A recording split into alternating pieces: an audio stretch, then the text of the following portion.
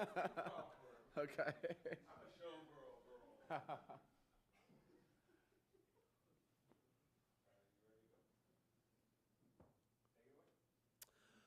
Good evening, and welcome to a Black History of Electronic Dance Music, the lecture series at Harvard University, sponsored by the Harvard Mellon Urban Initiative. This series, an adjunct to the African American 146X course, explores the rich contributions of Black people to electronic dance music.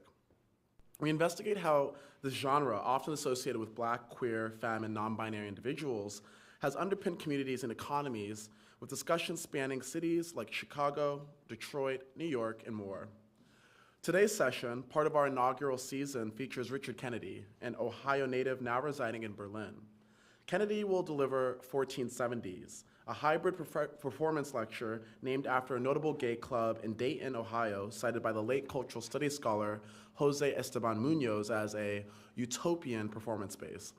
He will delve into the decline of gay club spaces and their influence on recent electronic dance music trends, as well as delve into some memory work about their memories of 1470's. For our audience here and online via our YouTube live stream, we'll have a Q&A session after the talk. Online attendees can use YouTube's chat to submit questions, while in-person attendees can raise their hand for our assistant Ebony Smith to provide a mic. Keep questions brief for broader participation. A recording of this talk will be accessible on our YouTube page via this QR code. We have many more components of our lecture series that are soon to launch, including our website hosting these talks and other important announcements related to electronic dance music at Harvard. Please use this QR code to join our mailing list to keep up with future updates. Mark your calendars too for the lectures and performances that remain in our fall 2023 semester for season 1. On November 28, co-founder of Dweller Electronics and booking agency Discwoman, Frankie DeKaiser Hutchinson, will speak on creating Black ecosystems through the festival. On December 5th, author of Creating a Black Counterculture, a book about Detroit techno's history and global influence, will lecture on the book and spin a live performance of the LP Texodus. Live recordings of our first 2 live streams on Baltimore Club and Techno as a pedagogy of suggestion are now available to view on our website and YouTube channel. This has been an exciting season of talks, and we are just at midpoint. We encourage you to stay updated via the mailing list available at our website at bem.aas.fas.harvard.edu. That was a mouthful. I am pleased to announce our latest co-sponsor, the Committee on Degrees in Social Studies. Thank you so much for your support.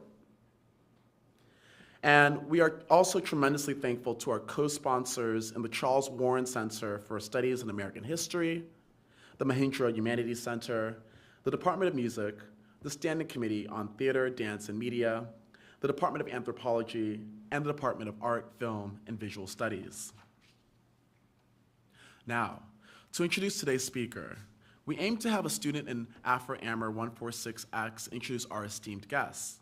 Today, Beyondria July, a class of 2024 Nieman Fellow in Journalism at Harvard, will introduce Richard Kennedy. Beyondria July is an independent arts and culture journalist, film critic, and audio producer based in Los Angeles.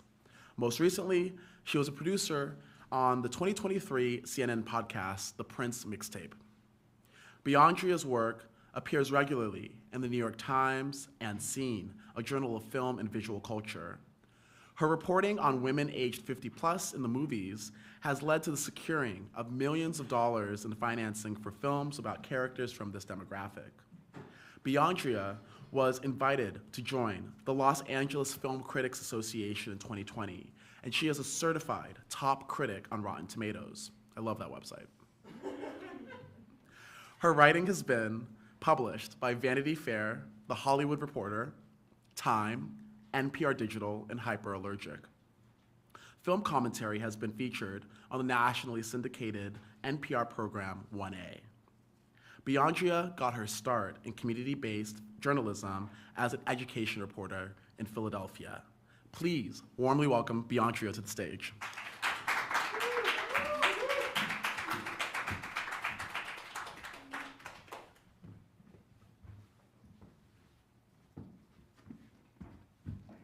Thank you so much, George.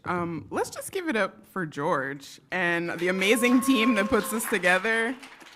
I think I speak for our class in saying we've been having an amazing time this semester while also learning a ton. Okay, so we're here tonight for Richard Kennedy. Richard Kennedy's multidisciplinary practice is interested in relationships and navigating sexuality as it occurs at the intersection of class, race, and gender. Considering opera through a language of African American experience, drawing on the oral histories told through spirituals and chain gang songs, Kennedy disrupts the tradition of Western theater in order to generate new participatory modes of viewership. Through creating costumes and set design for opera, Kennedy was drawn to painting, sculpture, and video, drawing on a process of layering, obfuscation, and temporality, otherwise known as slowness, that contradicts his practice in live performance. In response to a question about whether they separate art making from performing, Kennedy answered this way in a 2022 interview for ID Magazine. "There is no separation to me because when I'm in the studio and I have a little ballet area, I have a painting area, I have a music area, I've got a library. And if I'm really in a vibe, I just move from space to space to space to space. I'm not reinventing the wheel. I'm seeing the wheel is missing some spokes." Kennedy's recent solo shows include the following: Acey-Deucey at Jeonnam Museum of Art, Libretto Accidentale, Paris Projects Milan, Awake in a Nightmare at Kunsthalle Winterthur, Switzerland. Recent performances include Black Swan Song, Creative Director, Performance Space New York Gala 2023, Zeferina, The Industry LA, Reverence, and Ever at Palais De Tokyo. Richard is a graduate of the Milton Avery Institute at Bard College, MFA. Let's welcome Richard to the stage.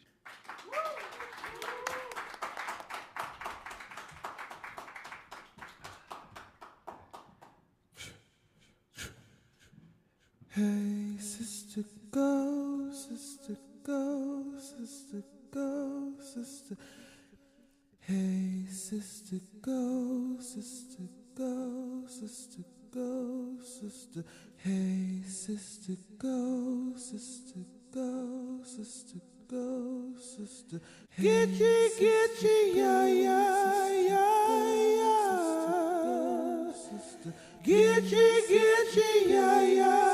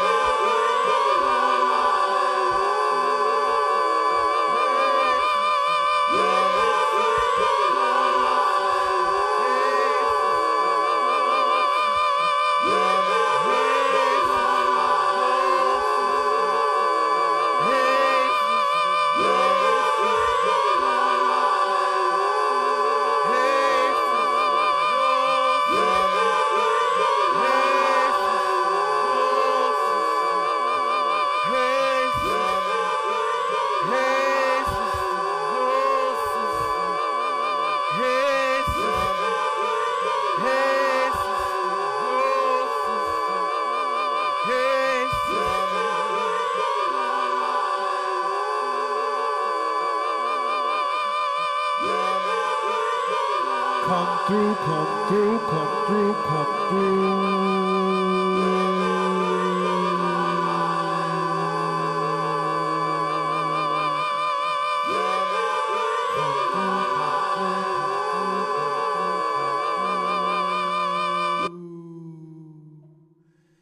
Come through, come through, come through.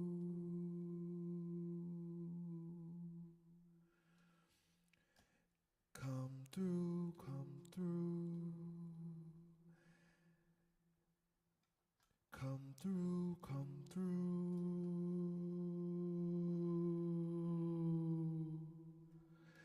Come through.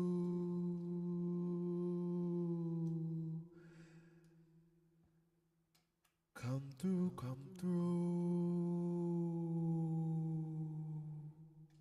Come through, come through. Check. Can you hear me through here? Hi, my name is Richard Kennedy.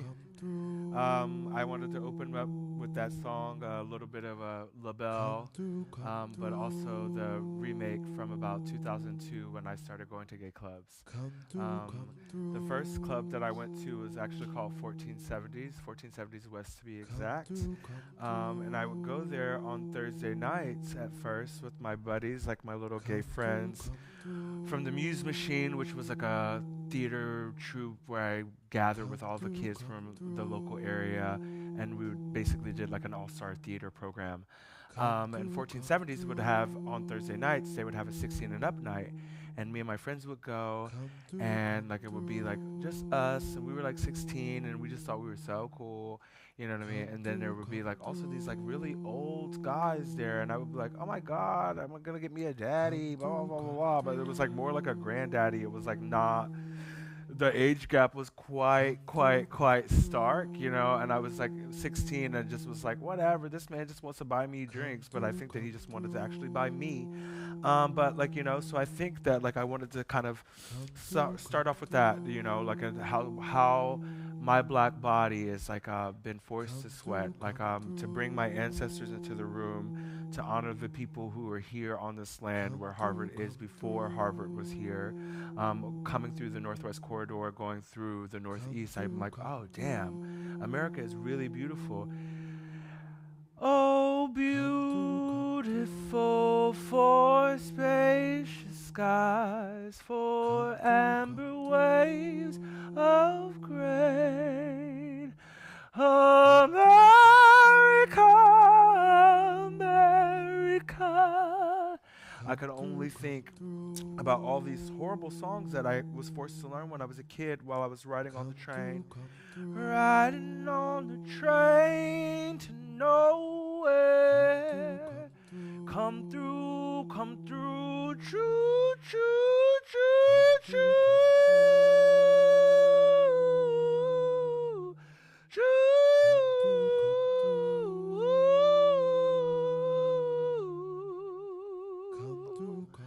I was wondering, how do you prepare for a lecture at Harvard, a place that I never thought that I would be invited to talk. So thank you so much, George, for having me. Thank you for being here. Thank you, everyone. I wanted to just really try to make this as informal as I could. Usually I would like, you know, come and I was like, what am I gonna wear? I feel like Janelle Woods. I'm gonna be in like a little plaid look, you know what I mean? Feel like Dion from Clueless, but instead I was just like, let me just wear a t-shirt, you know, and just be real and just like come through and just like let it come through and like open up, like, you know, this is my godmom, and these are actually my two god brothers who are both no longer with us, and I grew up with them, and I just wanted to honor them first today. This is Mark and John. They both died quite tragically, you know, and like I've had access my whole life, and I want this to be about weaving in my truth, weaving in the reality of the place we live in. You know, like we can talk about the dance floor, we can talk about that, but I want to talk about mostly what I'm trying to escape. You know, what I was like, how I've lost myself on the dance floor, and how I found myself, and like how I found myself ultimately here through these sort of overlapping, moving in and out of the spaces. So first of all, I wanted to talk about my brothers who both committed suicide, actually, and like the hardship that they had, and like the hard time that I've had, kind of navigating in and out of these spaces and being like, but why me? Why do I get to be here? Why do I get to do it? Why do we get to be here together? Why do we get to do it? And like I think that we have to celebrate these people. We have to honor them. And I, more than anything, I just want to say that I love you, Mark and John. I love you so much, and that I'm sorry that, like, you know what I mean, that we could not be here together, but that I get to bring you here with me, and they get to go to Harvard too. So then, like, also if we've got one of my unnamed ancestors, I don't know her, but she's fab. She's like, my family's from Mayslick, Kentucky. Mayslick, Kentucky is a place, like, it's on the Mason-Dixon line. John Rankin, Uncle Tom's Cabin, all these complicated things. Like, people are like, oh, you Uncle Tom, you know what I mean? You at Harvard, selling out. But I'm like, ooh, that's real complicated. That's a little bit mixy, and that's a little bit reductive, you know what I mean? And I'm not going to let anybody any longer disrespect my ancestors or disrespect me and disrespect my truth and disrespect my history, and I suggest that you do the same. So I also want to honor my nameless ancestor and give her a name as just being fucking fab. So this is my great-grandma. This is my mom's dad's mom, you know what I mean? And like, my mom is the first woman in her family to not be a domestic. Her mom was a domestic, her mom's mom was a domestic, her mom's mom's mom was domestic. My family has been in America for hundreds of years. My family's blood, sweat, and tears probably built this university. I think of higher education as reparation, so I'm coming through to get my 40 acres and a mule. You know what I mean? So if you ain't got no 40 acres and a mule for me, then I'm going to take it. And you know what I mean? And I'm here to shake the table. I'm here to wake it up, wake it up, wake it up, wake it up. This is my grandma Shirley. My grandma Shirley is in the process of transitioning right now. My grandma Shirley is laying in a bed in Ohio being fed blended hot dogs. It's like, what kind of life is that? I went home a couple of weeks ago to see her, and it was just pained me, and I brought her oils, and I brought her binaural beats, and my grandma was beautiful, and she said about this picture, she said, you know what? She said, I was skinny, and I sure was pretty. You know what I mean? And my grandma is exactly 50 years and 4 days older than me, and I recently got a tattoo for my grandma. It's 38 and 88. I'm 38 years old, and she's 88 years old, and I get to watch her, and she gets to watch me, and my grandma can't be here tonight, but I'm inviting my grandma into the room with me too. You know what I mean? So we're just going to be very real. Like, I'm very raw. I'm going through a hard time right now. You know what I mean? So I'm going to use this as an opportunity to connect and just be real and talk about what the world is that we live in. There is no need for me to come up here and try to be didactic and try to teach you anything. I want to teach myself how to be a human. I want to teach you how to be a human. I want to be up here and connect and to talk and to be real and to be open and to just be like, be vulnerable. And I'm like, okay, I can over prepare. I can have like a suit on, and I can come here and try to tell you all about all these things, or I could just tell you about what I'm going through, you know what I mean, and let whatever come through to come through. Gitchy, yeah, yeah, yeah, yeah, ha, ha, gitchy, yeah, yeah, he, creolated marmalade, marmalade,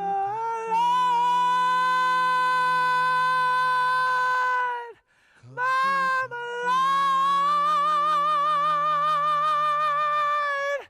marmalade,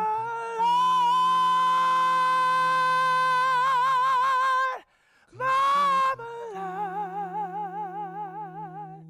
I've been wondering, surely may I ask you to dance with me? Surely may I ask you? May I ask you?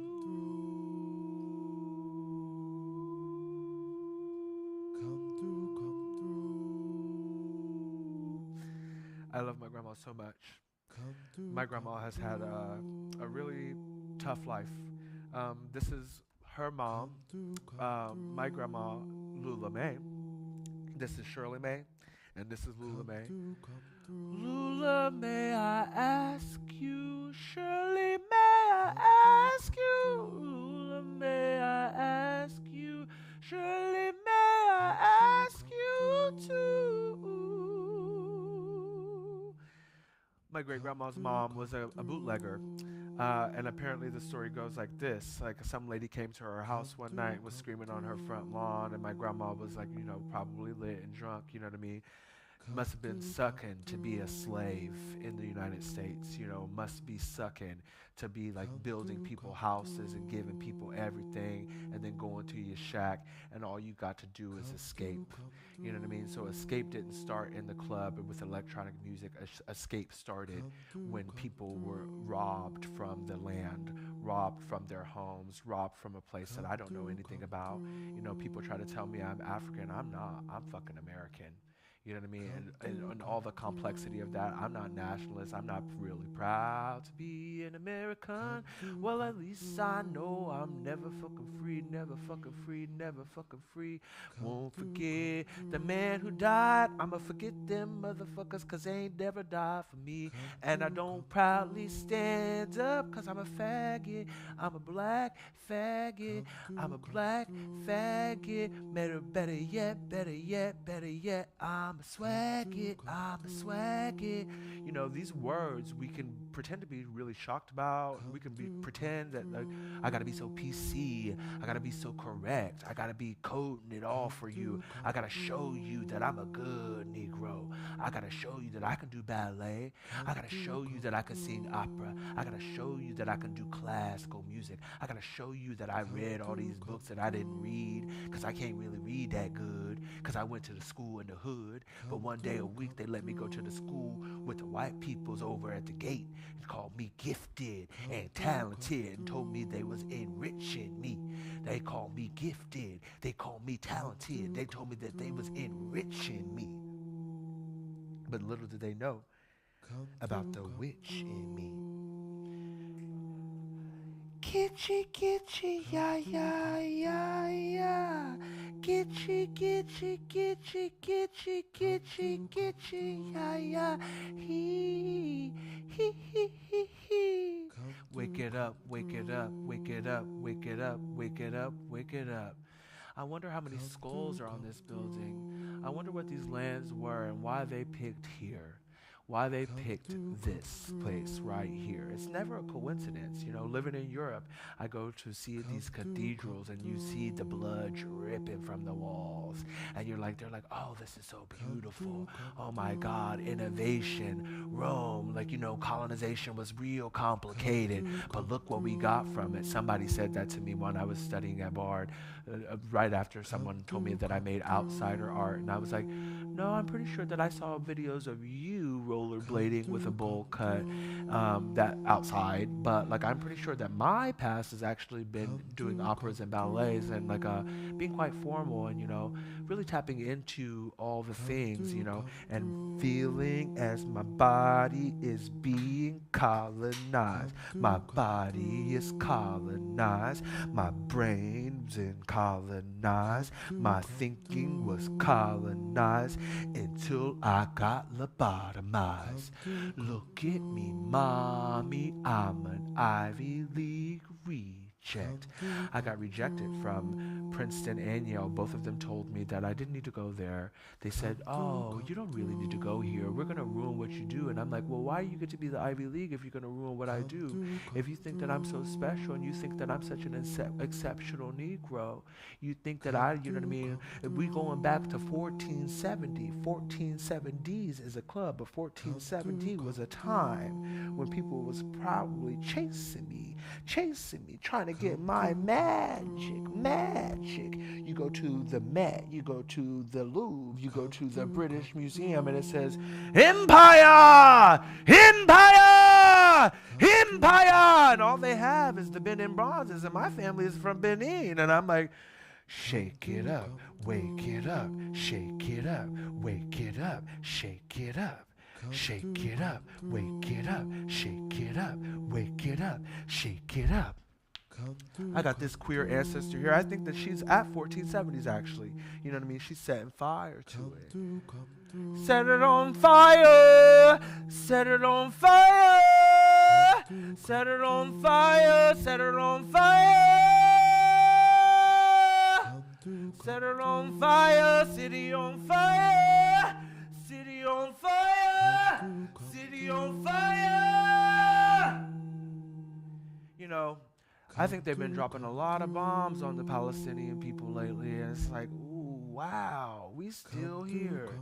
You know, then how many movies we gotta see where they gonna curb stomp me? How many movies we gotta see where they gonna hang me from a tree? I'm sick of seeing movies like that. And then when I come out and I talk about it, and I wanna be a little bit spooky, spooky, spooky, spooky. I'm shaking it up. I'm shaking it up. I'm waking it up. I'm waking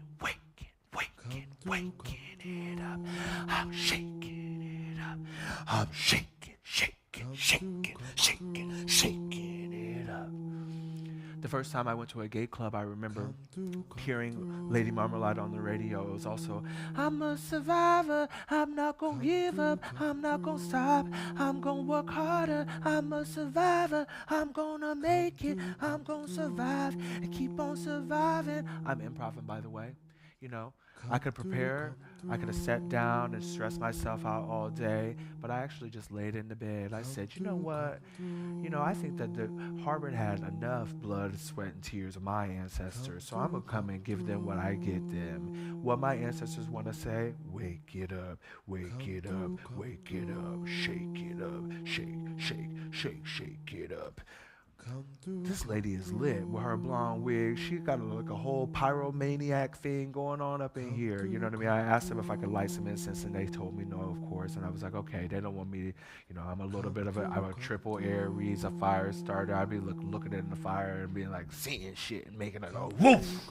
You know what I mean? Calling the wind, calling the earth, and shake it up, wake it up, shake it up, wake it up. All the things that have been laying here dormant, waiting for me to come and talk to them and speak to them and tell them that I love them. Tell them that like all these people who done built these fancy buildings, all these people who done built this innovative school, all these people, you know, they gonna give me a PhD for free. They gonna give me my PhD for free. Little do they know I came here to collect my 40 acres and a mule. I'm coming to this school to collect my 40 acres and a mule, cause I ain't no fucking fool. You know, life is funny. We gotta just like, you know, education shouldn't be about being bored and like sitting here and just like have you submit to me. You're free to leave. You know, if you don't want to sit here and stay, you don't want to sit here and figure out what I'm talking about. You're like, oh, this person seemed crazy. He crazy. Ah! I've been acting crazy on the internet lately. You know, they canceled I was supposed to do a little bit of a, you know, a DIY lecture tour, but they told me I couldn't come to Sarah Lawrence. I said, Sarah, why you don't want me to come to your school, Sarah? Sarah, what's wrong, Sarah? She said, bruh, you can't come here and talk about shaking it up and waking it up. We got respectability politics in place for Negroes like you. You a fool. Somebody slid in my DMs and told me I was fucking up my bag. And I said, if that's the bag that I've been had, then I don't want that bag. Because that bag is bad. That bag is bad. That bag is bad. And I'm just trying to be a fag, you know. I had a woman, I remember when I turned 21, I was coming out of the what was it called? Like a Mexican restaurant. You know, I had been drinking drinks and I was having a great time, me and my buddies. And I heard this lady say, get out of the street, you fucking nigger faggot. And I said, whoa!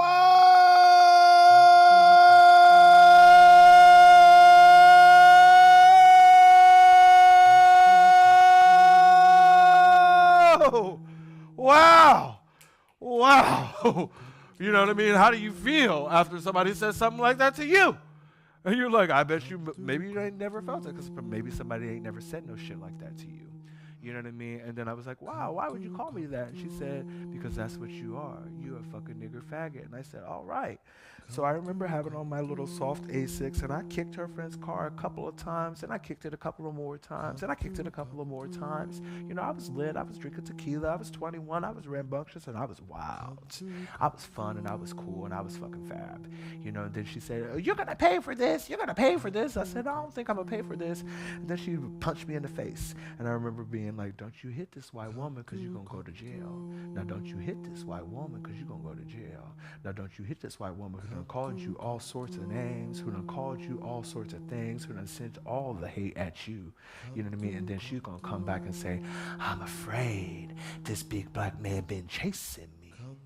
He chasing me. And I'm like, you chasing me, actually. You know what I mean? The colonial project is not black people chasing white people. It's the other way around. The scariest thing in on the world, you know what I mean? People making these weapons and hanging people from the tree.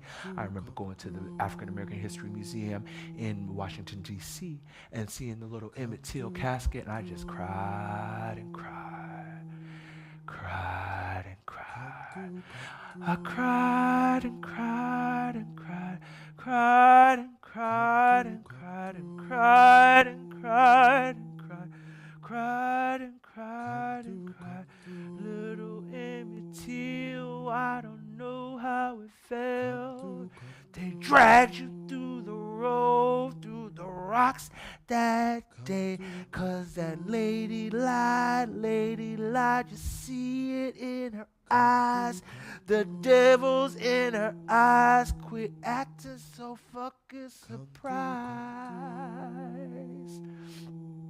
Bring it back to the Palestinian people out here getting bombs dropped on them, and then everybody's saying you anti this and anti that, and I'm just like, no, babe, we just anti all this fuck shit that's been going on for centuries.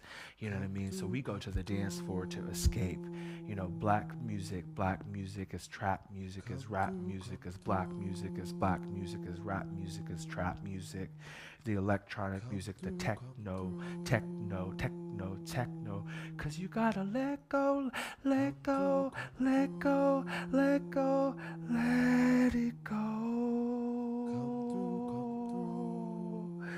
let it go, set it on fire.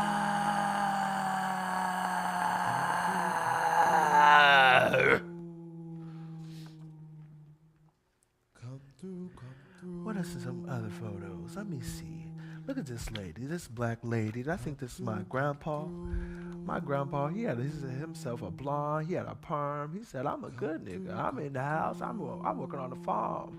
You know, I got this little article where my great uncle was talking about black people shouldn't move out the South. You know what I mean? And then you got the people from the North, you know, the people in the NAACP and, you know, the legacy black families who like to call the Uncle Toms and be like, oh, my grandpa was the first black free man. And I'm like, okay, well, my grandpa was enslaved, and he was up in the house, you know, making pictures of sweet tea, talking about, yes, sir, no, sir, what, sir, what you gonna do with me now, sir? And then shit different, you know what I mean? People were just out here surviving, but what we surviving from is always the same thing.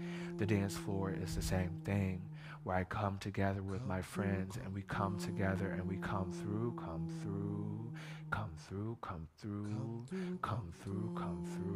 Season 1, season 2, season 1, season 2, come through. Everybody talking about I done lost my mind.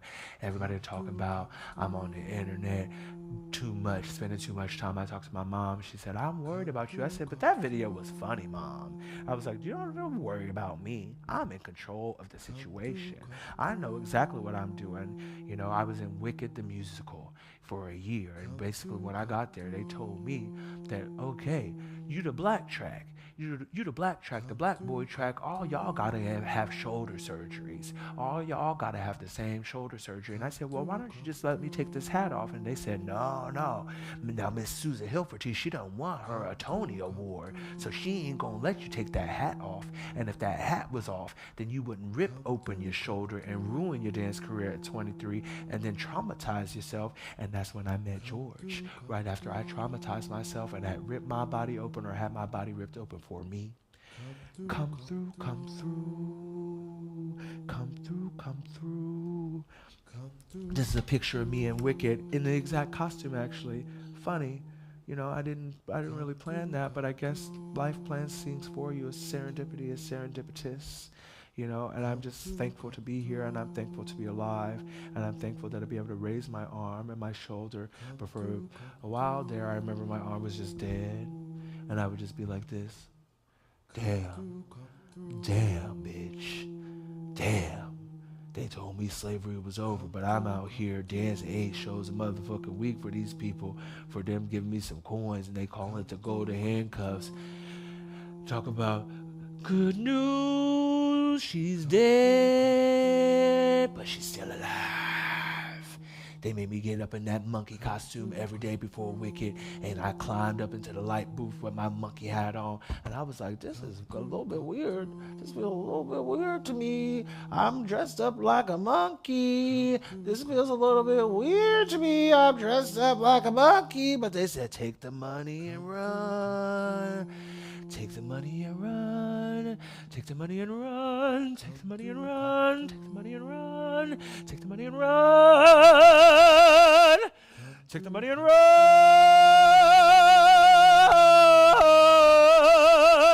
Take the money and run. Take the money and run. Take the money and run.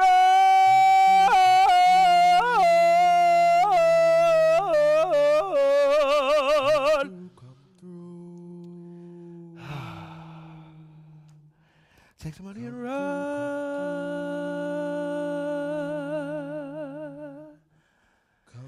How did I ever get out of the ghetto? How did I get up out the ghetto? I let a man named Geppetto stick his hand in my ass and make me dance like a clown. But on the dance floor, I didn't have to do that. At 1470's, I didn't have to do that. I remember the first time I went there, me and my friends felt so free. For the first time, I could dance like I wanted to dance. I didn't have to be standing behind no girl, like grinding like this and trying to be like, ooh, ooh, ooh, I'm so tough. I want to fuck bitches. I want to do this and this and this. I'm straight. La, la, la, la, la, la. No, I was carried. I was crawling on the ground and being like this. Ooh, ooh, ooh, I'm a sissy. I'm a sissy. I'm a sissy. I'm a sissy. I'm a sissy. I'm a sissy. I'm a sissy. I'm a sissy. I'm a sissy. This is the best friend that I ever had. Her name is Phyllis Deweese. I don't know if you can see her. I got a tattoo of her. She would smile. She would sign everything with draw a little character of herself. Love and hugs, Phyllis Deweese. When I was in first grade, my music teacher turned on the Nutcracker, and I just remember going off, I'm sorry for the feedback, but whatever, girl. You know, we just feeling the vibes today. You know, my music teacher turned on the Nutcracker, and I just was dancing, just being a sissy. You know, and all the kids called me Ballerina Tutu, and I would be so embarrassed, but I loved it. I just didn't know what else to do. Like, they turned on the music, and I was just, dun, dun, dun, dun, I'm the Sugar Plum Fairy. I don't know where I learned it from, but I must have been coming from some other life where I wasn't going through so much pain and strife, but maybe I was going through that pain and strife, but I came through this life, and I was like, I'm gonna be a Broadway star, mama. mama. I'ma be a big, big, big star, mama. And then I got into the world and I saw what we do to stars like Whitney Houston and Michael Jackson and Prince and Kurt Cobain and Amy Winehouse and Elvis and Donny Hathaway and Sam Cooke, and the list goes on and on and on and on. And it's like these people who come into this reality to change the reality. Sylvester, you know, what we did to the HIV pandemic and like all these things, what we're doing to the Palestinian people, the black people, the Sudanese people, the Congolese people, the Haitian people, the gay people, the trans people, you know what I mean? But who the people who be doing that stuff, then calling everybody else terrorizing? I don't know what I'm saying, but I'm saying it. These are my grandparents, you know, my grandma Rose, my grandpa Robert. I don't know who these people are in the photo with them, but my grandma sure is pretty. You know what I mean? She just spent her life, you know, cleaning up. Like my mom tells a story about saw that my grandma had a pin in her panties, you know, and then my mom was laughing at her. And she was like, "Why I have a pin in my panties so you don't have a pin in yours?" You know, and I remember when Obama got elected and like I was in Kentucky.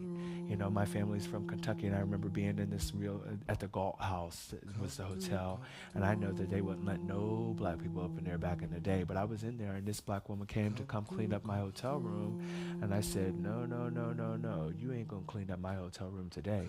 We're gonna sit and watch this inauguration together. You know what I mean? And she was like, no, I gotta clean your room, I'm at work. And I was like, I don't think that I feel comfortable watching a black lady clean my hotel room on the Obama inauguration, so why don't you take your shoes off, sit on this bed and relax, and you get to enjoy this hotel room with me. And we sat there and we had a moment together, because I'm a real bitch. You know what I mean? I can be a real bitch too, but I'm actually a real bitch mostly, you know? So, like, come through. Oh, I'm just giving you a little bit of framework, you know, about me. We're going to talk about the dance floor. We're going to talk about a little bit of electronic music. But first, this is one of my favorite photos of myself. This is a photo of me in my gifted chorus. Every year in my gifted chorus, they sure love to put my ass out there. I mean, I loved it. Like at the time, I was just like, whatever, they love me, I can do this. But now I'm like, ooh, they was having me cool in, bitch. You know what I mean? This is an image of me directing my most predominantly white gifted chorus singing a Negro spiritual called Rock, Rock, Rock the Little Baby, Jesus born in Bethlehem. I remember we go, Rock, Rock, Rock the Little Baby. You know what I mean? I remember like my teacher be really doing the emphasis on the baby. You know what I mean? Like not the rapper, but the baby. You know what I mean? Like not the rapper, but the baby. You know what I mean? Rock, rock, rock the little baby, Jesus born in Bethlehem. Rock, woo, rock the little baby, rock, woo. And I would be like, you know, and I was conducting it, so she would go out of the way, and then I would get to like direct them. You know what I mean? And this is a metaphor for my life. It ain't really changed that much. You know what I mean? And this is what I've been doing my whole life, is just really kind of like organizing and moving and transmuting energy. And, you know, now I learned about it. I'm getting real good at it. Wake it up, wake it up, wake it up. Rock, rock, rock the little baby, the baby, the baby, the baby. There's so many little rappers. Lil Wayne, Lil Durk, Lil Baby, Lil Boo Boo, Lil everybody. And I'm like, what about big somebody? Well, can we be big? You know what I mean? Like, you know, techno and hip hop music came out around the same time, you know, and of course, what they poured their money in was that low frequency hip hop, you know, dope slanging, drug dealing, wife beating, womanizing, you know, low frequency music. You know, I remember we were talking yesterday and being at the club and hearing Hannah Montana, Hannah Montana, Hannah Montana, Hannah Montana, Hannah Montana, Hannah Montana, Hannah Montana, Hannah Montana. I got Molly, I got white, I got Molly, I got white. I've been tripping all damn night. And I remember just being like, wait, what? This is what I'm choosing with my life?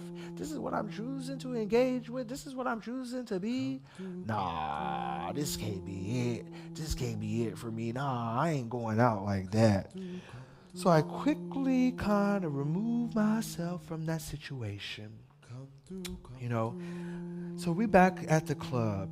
So 1470's was a club in downtown Dayton, Ohio. And downtown Dayton, Ohio is it's just like a weird place. It's a beautiful place. I think at one point it was probably hustling and bustling. I remember going downtown actually with my great-grandma Lula Mae, and she would take us to the Price suit store, and she would buy me a suit like every year for Easter, and then we would go to Church's Fried Chicken. And I thought like this Dayton was a big city. You know, I was born in LA, but I grew up in Ohio, and going to downtown, I remember it was like New York City to me. And now I go and I'm like, girl, you know what I mean? What is going on here? There's no energy, but back in the day, it was like a lot of energy. Then we would go to Church's Chicken and I'd get the fried okra in the chicken box. You know what I mean? Just like eating slave shit. You know, my grandma would cook chicken, the pig brains and eggs, and like I would look and I'd be like, well, that's weird. I'm not eating that shit. You know what I mean? But my grandma was a sex working, you know, biracial lady growing up in the 1919 in the South. Her mom was murdered. You know, or I think her mom shot this lady, and the lady lost her leg. Then they took my grandma to jail. Then she got raped by some police officer. And then she got pregnant with my grandma, and she had my grandma. And then she was like, then the lady got mad, I guess, because she done shot her leg off. And then she came and poisoned my grandma. And then my great grandma watched my other grandma die. You know what I mean? And then she was 8 years old. And then she went to go live with her best friend Liz. And then she got pregnant by her best friend Liz's dad when she was 14. And then she became some tough bitch, and she got pregnant by her friend's dad, by my grandma Shirley, who about to die, who was in the bed eating hot dogs. You know what I mean? So this is where we living at. This is where we're living at. So the dance floor is a place that we need to escape to. The dance floor is a place that we done had to find each other and to find a little bit of love there. You know, so 1470's for me, after I assume quickly graduated from doing the Thursday nights with the pretty creepy older dudes, you know what I mean, who was coming there, who I just thought that they wanted to buy me soft drinks, but I think that, again, that they was trying to buy me, and they was like, buy me, why me? Buy me, why me? Buy me, why me? And they was just like, oh. So finally, I graduated to Friday nights. My friend Dennis took me to 1470's on a Friday night, and I remember having on my jeans and being so nervous because it was the first time that I ever used a fake ID, and I didn't look nothing like Dennis. You know what I mean? And I was like, Dennis, we don't look nothing alike, girl. This ain't going to work. I'm going to get arrested. My parents going to catch me at the gay club, even though they had caught me on bigdicks.com already. I was doing a lot. You know what I mean? I was really riding my bike across town to, you know what I mean, go do a lot. You know what I mean? So I was like, well, my mom already didn't found me on bigdicks.com, so I really can't afford for her to find me at the gay club, girl. You know what I mean? But Dennis took me. He was like, don't you worry. So I get in. So there's black people voguing. Right? You hear the vogue be, booyaka, booyaka, booyaka, ha! Booyaka, booyaka, booyaka, ha! Booyaka, booyaka, booyaka, ha! And I just was like, oh, wow, this is a lot of energy. Like, you know what I mean? I'm pretty sedity and, like, you know, suburban. Like, these girls is Banji. These is Banji Dayton girls. Like, a dude from Dayton and a girl from Cincinnati. Woof, you don't want it. You know what I mean? I come from a place that's real thick, and the hood is the hood up in there. When you got nothing to lose, you got nothing to lose. You know, so then the dance floor for me, voguing, all of that stuff is like, you know, a place where people can come and assert their expertise. They can assert their energy. They can be as big as they want. They can be as, like, they can take it all out. You know what I mean? This is where you come to battle. This is where you come, where you battle, and ain't nobody going to kill you, and ain't nobody going to beat you up, and your dad ain't going to, like, burn you and pour the hot grease on you and call you a fag and call you a sissy and call you a wet butt and tell you you should be ashamed of yourself. That ain't going to happen to you here on the dance floor. You know what I mean? Maybe you're going to get kicked in the eye with somebody's stiletto or get your hair whipped back and forth or something like that, but ain't nothing else like that going to happen. So then I was there with them at the 1470's, and they would always be like, oh, you just a little white girl. You just a little white girl. And I was like, no, but I want to be a black girl too. I want to be a black girl too. I can't help that they sent me to the gifted program, and they made me talk like this, and they got me in the, like, little nice jeans. They got me with my hair picked all out. out. They got me with my eyebrows all plucked thin, you know what I mean? But like whatever, I got in, and I got in. You know, upstairs from the 1470s, there was like an industrial goth, and just like segregation, there was like a front door for the black girls. They let the black girls in the front, and then they made the goths go in the back, because I guess the goths, they thought that they was devilish, so they couldn't have them on the street, because they was like, ooh, them devil people, you know what I mean? But there was not really no black goths, and there was not no white people down at the you know, but they had the weirdos all up in 1470s together, but separated. You had separate entrances, and it did not mix at all. And I feel like I'm the hybrid peasant version of both of them. You know what I mean? So I'm where they overlap and where they diverge.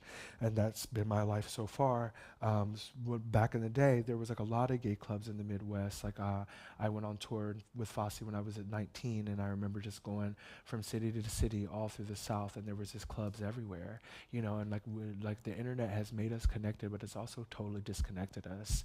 You know, because you just like be in the club like on Grindr looking for trade, and like, you know, everybody just want to suck strange dick all day, and you're like, okay, girl, maybe there's something else to do. You know what I mean? Maybe like just maybe we can just like, you know what I mean, like just like hang out. Maybe we could talk. Maybe we can connect. But like, you know, the internet has really killed the dance floor.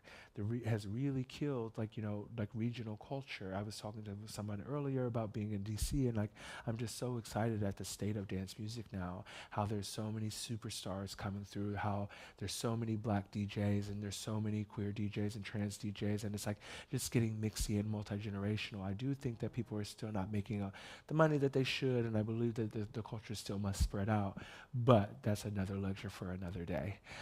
So I'm here to kind of talk about my experiences growing up in Ohio, and going to these like really dynamic, beautiful spaces, and like having these like early experiences like of finding myself, you know, drinking liquid cocaines, you know, Jaeger, Rumpelmint, Goldschlager, 151 all in a glass, and then just drinking it and just like being lit with my girlfriend Cassidy and my friend Gregory, and then losing Cassidy, and then going out into the parking lot being like, oh, Cassidy got abducted. She didn't hear her say, I'm not gonna fucking suck your dick. What do you fucking do? You're gonna give me my money back. And I'm like, okay, Cassidy did not get anything happened to her. I think Cassidy's up to no good and has probably harassed some poor man, some poor gay man again into like, you know, making out with her, and now she's upset. You know what I mean? So again, like that's my best friend Cassidy right here. I'm gonna bring her into the room because this has been my best friend since I was 15, and this is a picture of her when she came to see me at the Palais De Tokyo. So building community, building love, building life, building all of that stuff is such a privilege, and it's like, you know, I think that we find a lot of ourselves and we lose ourselves, you know, on the dance floors. And it's just like, where do we go to lose ourselves? You know what I mean? Like, and I think a lot about this, you know, what do you get from being afraid?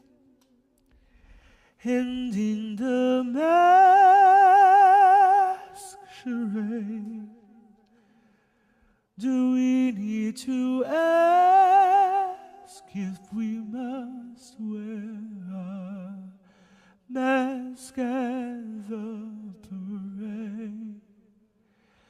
Even though it's in open air, open air. Open air right here. Open air. Open air. Open air.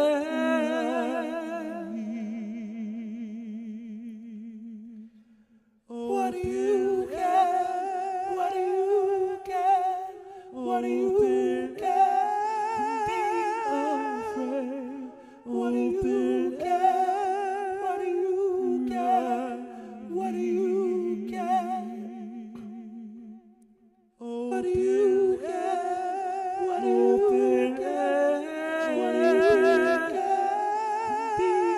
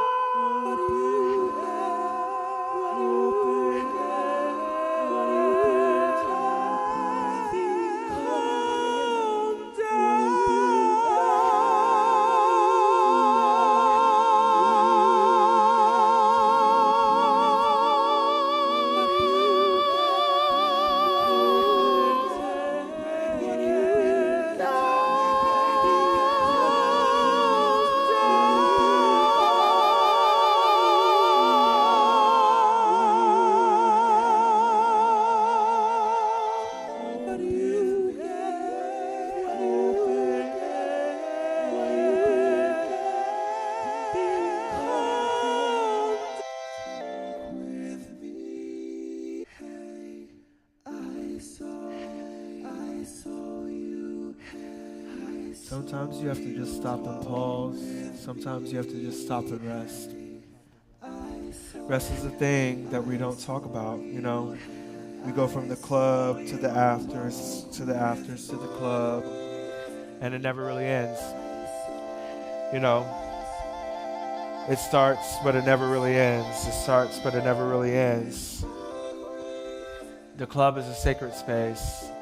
I don't want to expose the secrets of the queer dance floor. I just want to invite you to come and meet yourself there, to meet me there, to meet the love of your life there, who you'll never see again, to meet your shadow there, to meet your life there, to meet your death there, to meet the air there, to meet the ground there, to meet the devil there, to meet the angel there, to meet everyone there. 1470's was a club in downtown Dayton that was an outlet for so many people. It was like a place where you could come and just be yourself and find yourself, and those sort of dance floors don't really exist anymore, where you had to know, where you had to just like, you know, kind of stumble upon it or have someone take you and then you're only going to hear that song there. You know, there was no Spotify or Wi-Fi or anything like that. So if you wanted to hear the song, you had the one time, because the DJ ain't gonna play it again. You know what I mean? Like, so you have to really go there. So electronic music is like is a black technology. Electronic music is a technology of resistance and togetherness, and something that has traveled through time and that was sent here and sent to Europe and sent all around, you know, to remind us that we're free, you know, and to like come to this moment right now where we're talking about it in the academy and we're not seeing it as this like low art form that can only exist in a place with asbestos. It deserves to exist in a place like this. It deserves to exist in the glossiest of places. So it's an honor to come here today and to bring these things and bring these ideas and bring my heart and bring my pain and bring my fury and bring my frustration, you know, and remind each of us that we are one and that we are here together, and that no matter what we think of each other, that like we are out here floating on a rock in the middle of who knows where.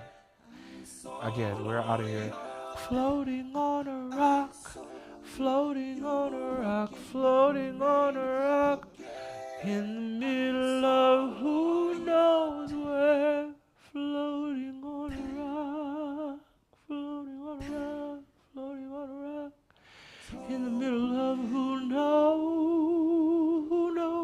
where.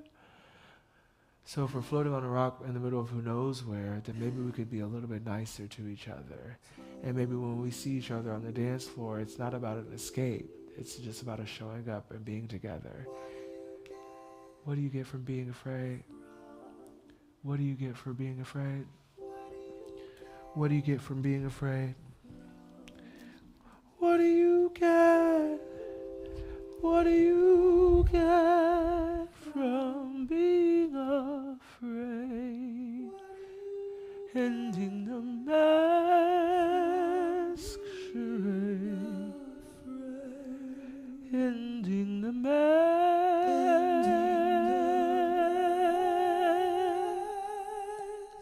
charade. Do we need to ask if we must? Some would say I'm thirsty.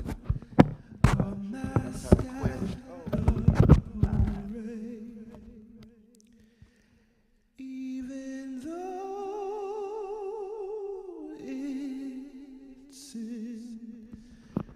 open. At the end of the night, a lot of people are topless, you know, showing off their body. Check your body. Check your body. Check your body. Check your body. Ooh, check your body. Ooh, check your body. Ooh, check your body. Ooh, check your body. What else is here? I'm so happy to be able to bring my friends and my family to Harvard with me. I feel like I've lost everything lately, but I've found myself. And it's in losing yourself that sometimes you get the biggest sort of, the biggest gifts, you know, like, and I'm like, I wake up every day and I'm terrified. I live in Berlin, you know, that like if World War III breaks out, then I'm like, damn, they really got something to avenge in Berlin, girl. That fall of the Berlin Wall really had those people out here looking kind of silly, you know. So it's like I feel a lot of fear, but I know that all these things that mean something to me act as an algorithm for me to always journey back to myself. So, you know, I found out that I was allergic to everything, and I've been dealing with all these like hives and like all these skin issues, and I was super embarrassed and felt super self-conscious of it, but now I'm just like, these are my battle scars. You know, I survived being in America. I'm gonna turn this down so you can hear me. I survived being in America, and as I've lived in Berlin for the last 4 years, I've now survived living in Berlin. And the other night I had a really deeply transformative experience where I had, you know, it was almost like all these spirits of like all this colonial art that exists there came to visit me and just thanked me for freeing them in some way. And I just wept and wept and wept and cried and wept and wept and wept and cried. And I was like, girl, you losing your mind. But I'm like, maybe I'm finding it just in time. You know, we could be living in the days. The days could have been ended a long time ago. The days could have never began for some people. The days could have been really dark, but the dance floor and the darkness there and the strobe lights and the smokes and all of that stuff and the opportunity to be together and to the opportunity to learn and to think and to not be forced into submission or to be another guy just buttoned up and, you know, being all performing my smarts for you. I'm so much smarter than you. I know so much more than you. I don't know shit. No, I don't think none of us really know very much. You know, during the pandemic, we found out that all the experts weren't so expertise after all. They said your PhD says that you are like a disease and infectious disease expert. It said you know how to cure things. It said you the president of the world, and you really doing some weird shit and having us all out here trapped in our houses. So then we all got to be human again. You know, so I think that there was like a power in that where we got to kind of calm down and just go inward. Like I know for a fact that if it wasn't for the pandemic, I don't know if I would be alive, because I was like, my life was accelerating again. I was like hiding upstate and like, you know, just had finished grad school, and I was just like happy wearing my Old Navy performance fleece and just being, you know, weird and out the way. But people really have done all they could to get me to be in the fame game, but I've rejected it, and I dodge it at every turn. I'm like, oh, they trying to get me to be famous again. Huh! I'm going to do the Neo-like Matrix. Huh! I'm going to do it over here. And they're like, but Negro, you need the money. And I'm like, no, honey, that money is funny. All I want is my 40 acres and a mulatto. All I want is my 40 acres and a mule. And I want to go back to school. And I want people to let me learn and let me heal and let me feel fucking real. All I wanted to do is come here today to Harvard to be as real as I could. You know what I mean? To honor my brothers. I miss them every day. And what happened to them is unfair. You know, what happened to so many people in this world is truly unfair. What's happening to the people in Palestine is not fair. You know, and we get to like hide behind these things and post infographics and march in the streets while people wake up every day and literally are like,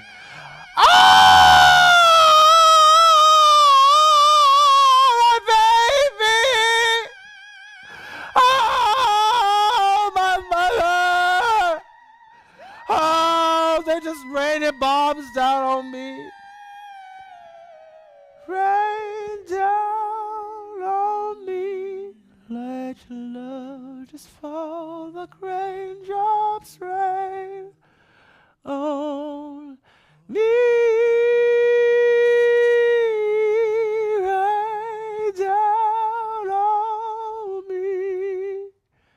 Let your love just fall like raindrops rain unfortunately, I don't think it's that sweet for most people who are dealing with living in a war zone. But life is war, and war is life. War is raw, and raw is war. And that's what we are as a species. And I think that the sooner we get to acknowledge that people need places like the dance floor, and people need music like techno music to escape. People need the drinks and the drugs and the free love and the butt plugs to kind of take themselves out of the reality. The reality, because the T is, this ain't it. It ain't gotta be like this. It ain't gotta be like this. They say the far right and the far left is far away from each other, but I think it's more like this. It's back, two back, two back, two back, and it might be smoking a little bit of crack. You know what I mean? So, what I want to talk about and what I want to leave you with, and what I guess I'm supposed to ask some questions, and I don't know what we're doing on time, and maybe I got a little bit carried away, but I think that that's a part of it. You know, I don't really like a lot of questions, and I don't want to like position myself as someone who's going to tell you things or tell you what to take away from this or tell you what to like dream about. I just want you to dream. You know what I mean? Like I wake up every day and I dream. Lately it's been a little bit hard for me to dream because it seems like all my dreams ain't really what they seemed. And every time I achieve my dream, then it just becomes a little bit of a nightmare. You know, so we living in Nightmerica. Welcome to Nightmerica. Welcome to Nightmerica. Welcome to Nightmerica. Welcome to Nightmerica.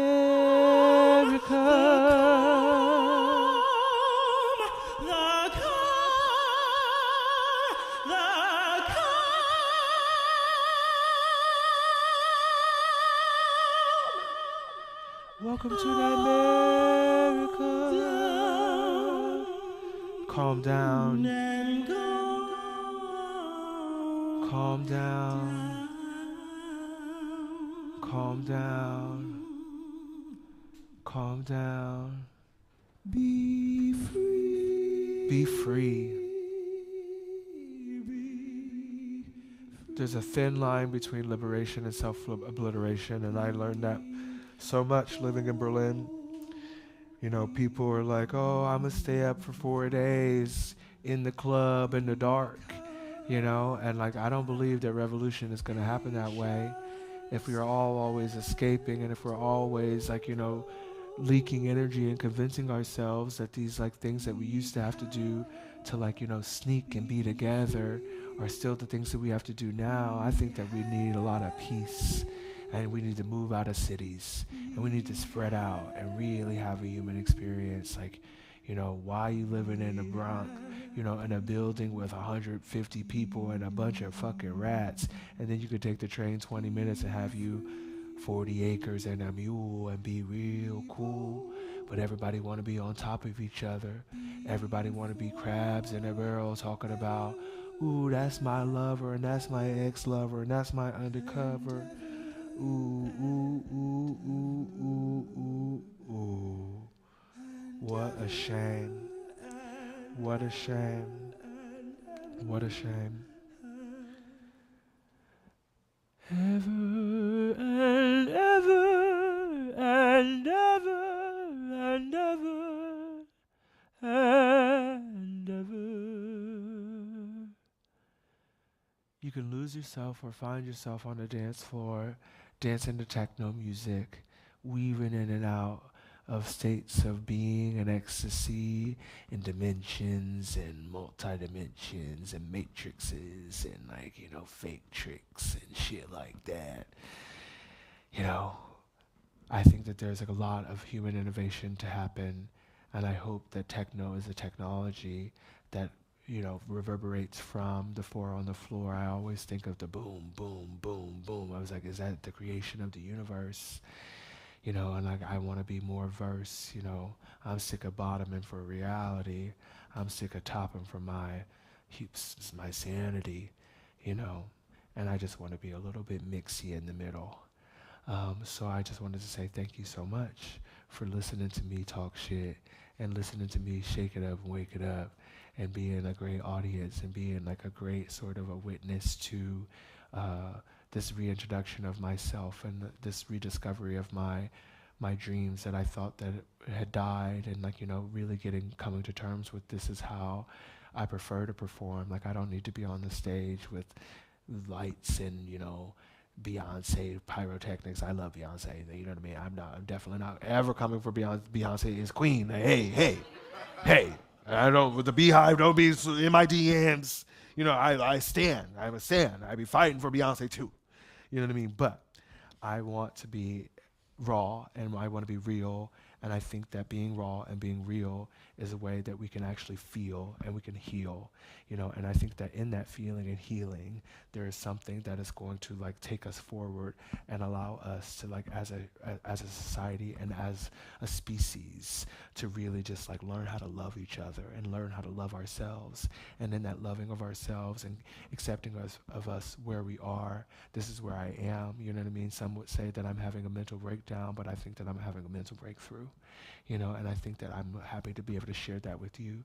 And this has been incredibly healing for me. And I wish you nothing but success in your life. I wish you nothing but love and success through the holidays. I wish you nothing but love and success with your families wherever you find that. I wish you nothing but peace. I wish you nothing but bliss. I wish you nothing but the absolute best from the bottom of my broken faggot heart, you know. And this is like a start and not a finish, and hopefully I'll be here and we'll get to do more cool stuff, and I can bring some energy to Boston and bring, you know what I mean, just make it a little, shake it up and wake it up. So I honor the people who are here. I honor these lands. I honor all that is and that was and that will ever be.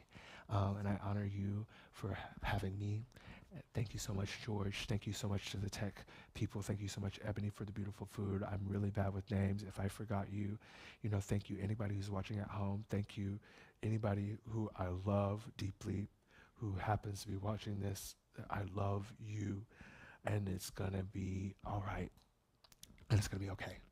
So thank you so much.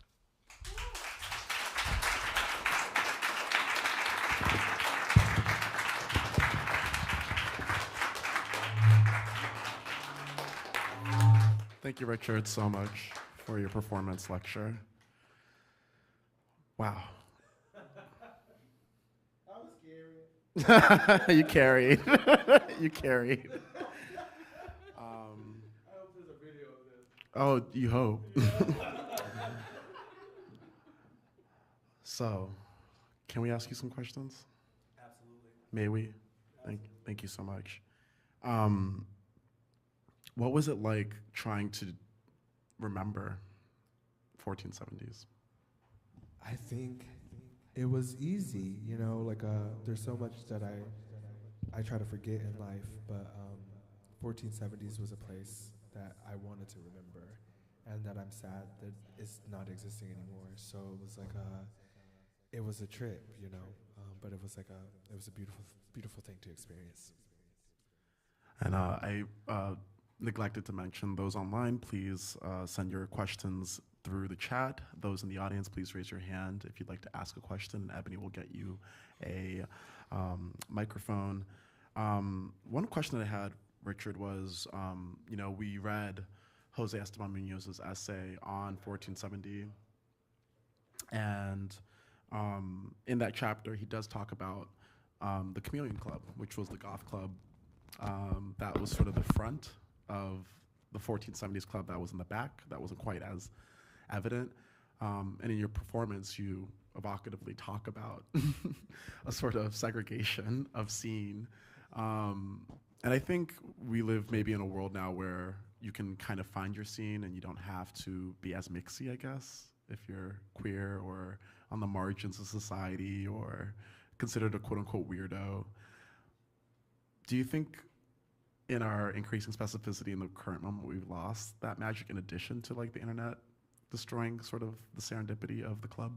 I do. I think that like now it's a beautiful thing because people can find their tribe, but I think that people you don't get to move through so much anymore, and you don't get to discover and fail. You can just like find an aesthetic and decide, oh, that works for me, so I'm gonna do that, and you just kind of get stuck in it, and there's not so much experimentation anymore. But like I think it's like, I think that there are good and bad things about it, you know, but I think it's just like, it is what it is, like, and there's a change, and I'm really happy to see, you know, like I have a queer person in my family who's like 12 and like turning it, and like the fact that she can find Vogue and find herself and all of this is just really, really incredible, and something that, like, you know, I think in a lot of ways I probably secretly envy it. So I'm like, you know, like I have to unpack that for myself, but I do believe it's very beautiful that people can find it, but I do believe that things are becoming a little bit monocultural, and things are not developing anymore. So now it's like we do go in these loops of like, now we're back to the 70s, now we're back to the 80s and the 90s, and I'm like, what's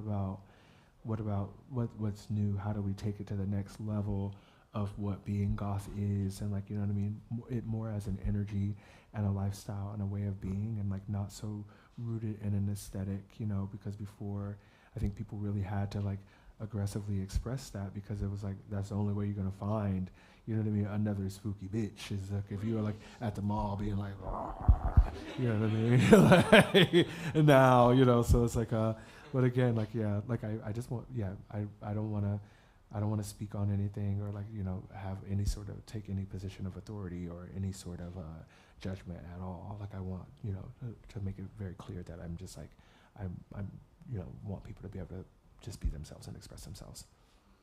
I mean, your answer makes me think a lot about when I was growing up.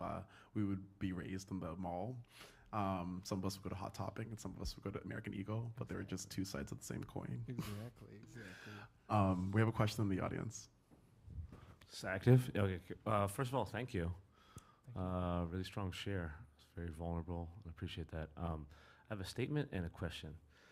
If you're in town, it's not queer specific, but Middlesex on Thursday's always been, for the last 20 years, a great dance scene, electronic. It's in Central Square near MIT. And the question for you, so you did such a wonderful job talking about all these important people in your life, and thank you for sharing actual physical photos. Who's on your shirt? This is Aaliyah. This is Yeah. Aaliyah, the singer Aaliyah. Oh, wow. And It's I like have 10 plus years ago, right? Or when did her plane crash? her plane crashed in September. Like it was my junior year of high school, so it must have been like 20 years ago. But I actually, when I first moved to New York, I had a really beautiful experience where I met her mom. And she came, and we had, like, I don't really like to talk about it, and I don't really, because I don't want to exploit it or like anything like that, but I have a really deep connection to her spiritually. And her mom kind of like, like I met her mom and really comforted her mom on the anniversary of her death one year. And it was one of the most moving experiences and deeply personal experiences of my life. And like in a lot of ways, I believe that Aaliyah has been my guardian angel, and like I just actually got 2 Aaliyah tattoos, you know what I mean? Like, so she's like, that's my girl, you know, and I believe like whatever, like, you know, like I don't want to go into my woo, you know what I mean? People already think I'm like, you know, being too weird in the world, but like, you know, so it's Aaliyah, and this photo is taken by my friend Eric, who actually took the photo that has been on the flyers that are here of me. That image of me on the flyers is taken by the same photographer, Eric Johnson, who's a really brilliant, prolific queer photographer. Shout out upstairs at Eric's. Thank you so much for the support. And he took this photo. So, and I found this t-shirt in Berlin when I moved there. And I have a niece named Aaliyah. Like, it's just like, yeah, this is like, you know, maybe my soul fam. Thank you. Yeah, of course. So we have a question online from Charis from Brazil. Okay. Charis asks, also, Charis thanks you for your performance. Okay, thank you, Charles. Charis asks, how do your memories of the club and the philosophy of the club show up in your artistic practice? I believe that, like, I mean, the only place I could be myself was in the club, and then and I just amplify that through my art practice, and just showing my queerness and showing the you know, all sides of myself. You know, at the beginning of the club night, I'm like usually all put together, looking cute, but by the end of it, it can get pretty dark and spooky, you know. So I think that, like, I find the club and the art practice as being one and the same, you know, and as a performance artist, as you see that I'm moving through moments of like, are you performing, are you lecturing, are you talking, and just really denying borders and boundaries through an art practice and through sort of a radical queer existence in hopes that like we as a society can kind of map that into ways in which we are engaging with one another and ways in which we are like, you know, building bridges and not building walls. As we come to the end of our engagement tonight, I want to give you a chance to ask us or leave us with a question or set of questions. Ooh, wow, put me on the spot. I think that my performance was, I asked a lot of questions. Like, I don't want to be linear or too direct or to like, you know, impose anything that's like super concrete onto you. Like, I think that I suggested a lot of things, and like and from those things that I suggested, I think it's like more interesting for you to like ask yourself some questions. You know what I mean? Ask yourself like what you just saw. Ask yourself like, you know, what is higher education? Ask yourself why you're here. Maybe ask yourself things like that to like really see like, you know, what is formality? What is why is it necessary? Why would it ever be necessary for me to like come here and give you a lecture? Like, you know, no shade to anybody who's giving you a straightforward lecture, but like, why would I do that?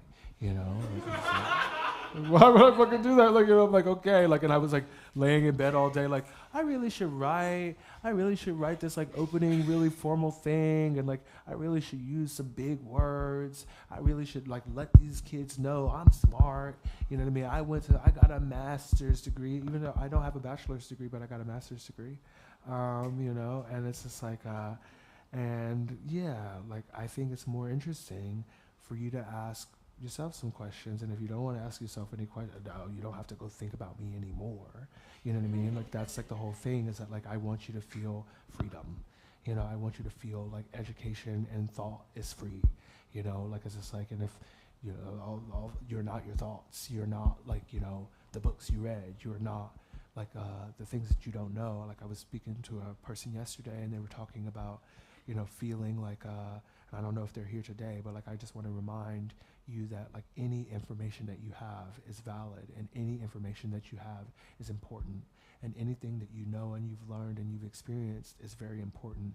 And no matter what someone tries to come and body slam you with intellectualism, or body slam you with their sort of pedigree or their class or their sort of like, you know, chip on their shoulder, then it's just like poo on them.